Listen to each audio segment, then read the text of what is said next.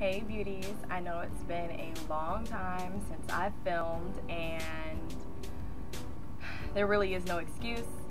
I'm not even gonna go into that. All I'm gonna do is say that now I should be posting videos every Wednesday. I've limited myself to once a week because when I try to film more, like I may get 3 videos in a week and then I'm not able to post for the next 3 weeks.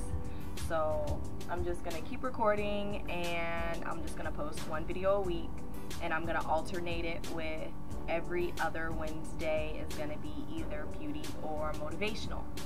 So today I'm going to do motivational, and the motivational videos are gonna be part of a thing called What About It Wednesday. So that's what I'm doing right now, and yeah. So this What About It Wednesday is going to be about relationship changes, because I know the relationship that I'm in has gone through anyway. In the relationship that I'm in, there have been a lot of changes, and I feel like you guys can relate. So I also put a post up on Instagram and on the Facebook page taking in any advice or shout outs and stuff like that. So I'm going to be doing that too, because 2 people responded and they put in some input that I had never really thought of like that, or they put in a different perspective. So I just want to say that changes in your relationship can be due to many different things. It could be due to any type of life event, like a death in the family or anything like that, because I know that's what happened to my relationship. And because of that, the person that you're with may, go through some personality changes, and that's fine. The things that you have to remind yourself is why you got together, and that this person is going through a change, or you may be going through the change, so it's just you have to keep those things in mind and push forward with your relationship. So changes aren't necessarily bad. They come in all aspects of life, and every relationship experiences what I call seasons, because it's like, when you first get with somebody, it's all about, oh, I love this person, this, and that. And then what happens?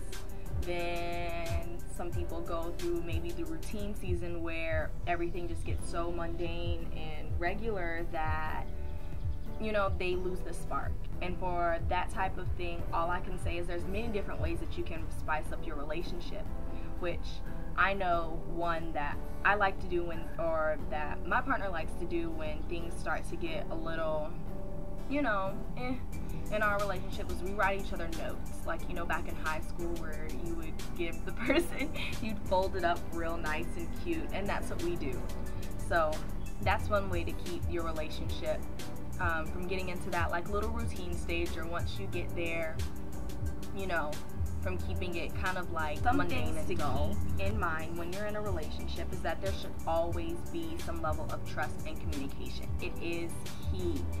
So and that's whether it be verbal or physical. Like I do the letters, and other people, they may be better with talking to their partner, which I normally would be good in a relationship, but it turns out for this relationship, letters have worked better.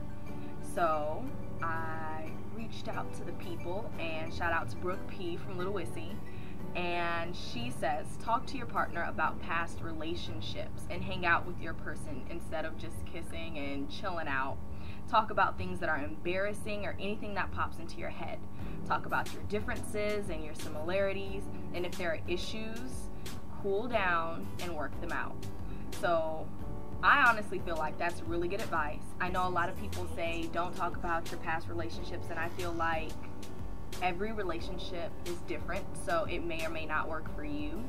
But when most people say not to talk about your past relationships because you bring it up, and then it may cause, just little things. But I feel like if you were to talk about that, then that person can know what happened, what went wrong, and they refrain from making those same mistakes again.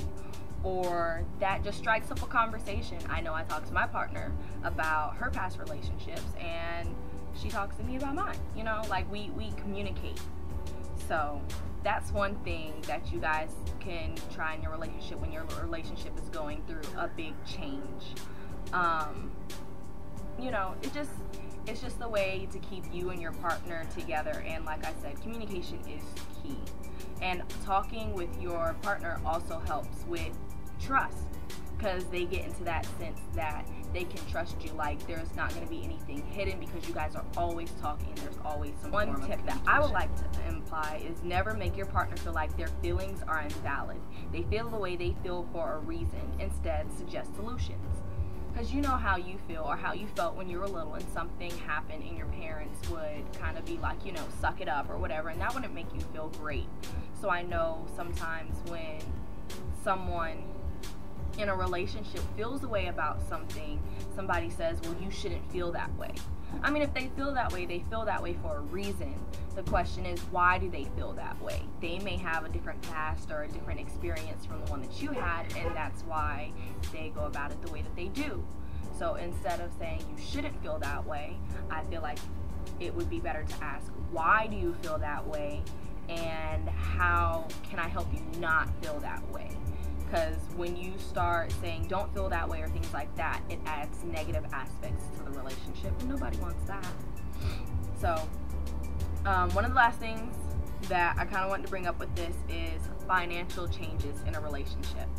So this is something that I can also relate to because I'm out of a job. I've been out of a job since February. So I feel like in most relationships, what happens when something happens and changes in the financial status is that one person feels that they're overwhelmed because they have to pick up for the person who lost their job or doesn't have a job or isn't really shipping in. And I know that me personally, I start to feel bad because I can't contribute monetarily. So one thing that I do with that is I try to help around the house and just in any way that I can, and I just try to bring my person up with positive feedback and just love and happiness. And you know, it's just you don't ever want the balance to be off. So I know that she's picking up more when it comes to monetary things. So it's like, okay, well, what can I do so that I am contributing and I'm not just home on the couch or in the bed all day sleep? You understand what I'm saying? So I make a list of things that maybe we need to get done, and when it comes to money, I let her deal with that, and anything else, I go ahead and try to deal with it. Sorry, you guys are being attacked by bugs out. But so I'm gonna try to wrap this up. So Chris B said, well, this is in the words of him, this is his own words, and I thought this was really cool. He says that a relationship should be a camaraderie, two people working together as a team to better each other. So he was like, what he's saying is that you should always feed off of each other and push each other to move forward. Never be like, well, he's gonna take care of that or she's gonna take care of that, and then just not do anything. You should always be working together no matter what the situation may be. So that's pretty much it for this What About It Wednesday. If you guys have any topics that you think I should do for What About It Wednesday, leave it in the comments below. Subscribe, like, leave that up to you. All of my information, Instagram, Facebook, Twitter, is all in the description box below. Also with a couple other links down there that you guys can check out if you want some websites that I recommend.